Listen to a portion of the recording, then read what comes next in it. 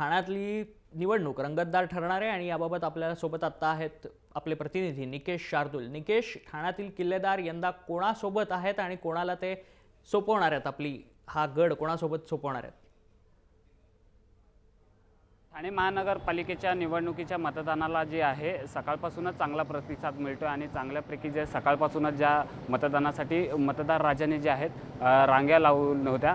यंदाची निवडणूक जी आहे एकूण 131 ह्यामध्ये नगरसेवकांसाठी ही निवडणूक असणार आहे। एकूण 133 प्रभाग जे आहेत ते ठाणे महानगरपालिकेच्या हद्दीमध्ये आहेत।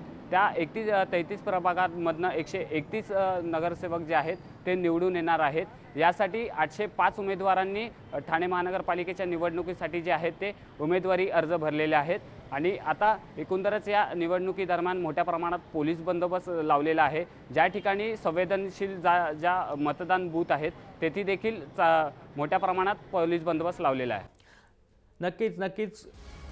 नक्कीच निकेश, धन्यवाद तू दिलेल्या सविस्तर माहितीबद्दल। 33 प्रभागातून 131 सदस्य निवडून येणार आहेत। यासाठी एकूण 805 उमेदवार रिंगणात उतरले, त्यामुळे ठाण्यातली टक्कर ही काटेकी टक्कर असणार आहे।